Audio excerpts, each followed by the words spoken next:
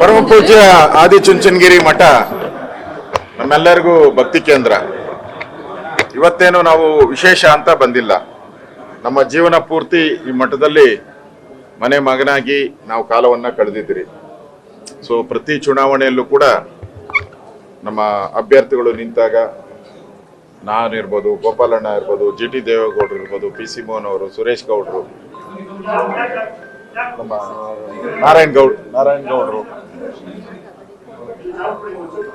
ರಾಮಮೂರ್ತಿ ಅವರು, ನಾವೆಲ್ಲರೂ ಕೂಡ ಪ್ರತಿ ಚುನಾವಣೆಯಲ್ಲೂ ಬಂದು ಮಠದ ಆಶೀರ್ವಾದವನ್ನ ಪಡೆದು ಚುನಾವಣಾ ಪ್ರಚಾರಕ್ಕೆ ಹೋಗಿ ಗೆಲುವನ್ನ ಕಂಡಿದ್ದೀರಿ ನಾವು. ಈ ಸಂದರ್ಭದಲ್ಲಿ ಲೋಕಸಭಾ ಚುನಾವಣೆ ದೇಶದ ಭವಿಷ್ಯವನ್ನ ತೀರ್ಮಾನ ಮಾಡುವಂತ ಚುನಾವಣೆ. ಪ್ರತಿಯೊಬ್ಬರಿಗೂ ಈ ದೇಶ ಸುಭದ್ರವಾಗಿರ್ಬೇಕು, ದೇಶ ಕಾಯಕ್ಕೆ ಒಳ್ಳೆಯ ಕಾವಲುಗಾರ ಬೇಕು. ಆ ಕಾವಲುಗಾರ ನರೇಂದ್ರ ಮೋದಿ.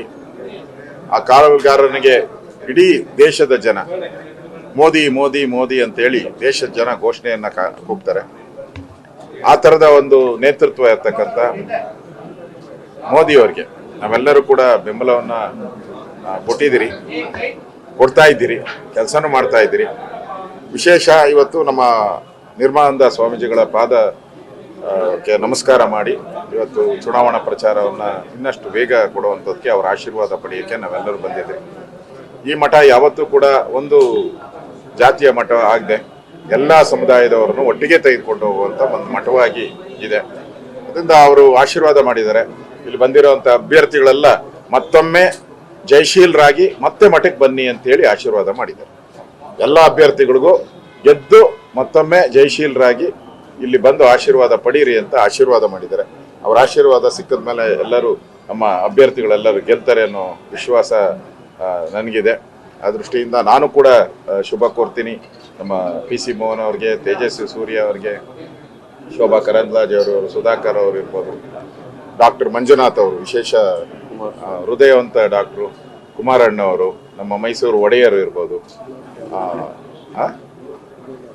ಕೋಲಾರ ನಮ್ಮ ಮಹೇಶ್ ಅವರು, ಮಲ್ಲೇಶ್ ಬಾಬು ಅವರು, ನಮ್ಮ V ಸೋಮಣ್ಣ ಅವರು, ವಿಶೇಷ ನನ್ನ ಆತ್ಮೀಯ ಸ್ನೇಹಿತರು V ಸೋಮಣ್ಣ, ಎಲ್ಲರ ಗೆಲುವನ್ನ ಆಗ್ಲಿ ಅಂತ ನಾ ಶುಭ ಕೋರಕ್ಕೋಸ್ಕರ ಪರಮ ಪೂಜ್ಯ ಆಶೀರ್ವಾದ ಪಡೆದಿದ್ದೀರಿ.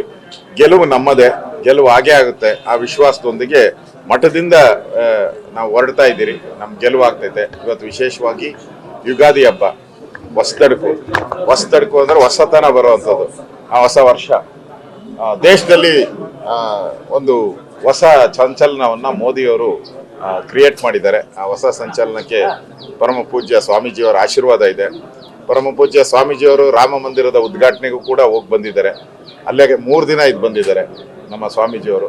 ಸೊ ಆ ಪುಣ್ಯನು ನಮಗೆ ಸಿಗ್ತೈತೆ ಅನ್ನೋ ವಿಶ್ವಾಸ ಇದೆ. ರಾಮನ ಆಶೀರ್ವಾದ, ಸ್ವಾಮೀಜಿಯವರು ಅಲ್ಲಿ ಹೋಗಿ ದರ್ಶನ ಮಾಡಿರೋ ನಮ್ಗೆ ಅವ್ರ ದರ್ಶನ ಮಾಡಿರೋ ಆಶೀರ್ವಾದ ಇವೆಲ್ಲ ಕೂಡ ಪಡೆಯೋದ್ರಿಂದ ಈ ಬಾರಿ ಮೋದಿ, ಮತ್ತೊಮ್ಮೆ ಮೋದಿ, ಆ ಆಶೀರ್ವಾದದೊಂದಿಗೆ ನಾವು ತೆರಳ್ತಾ ಇದ್ದೇವೆ.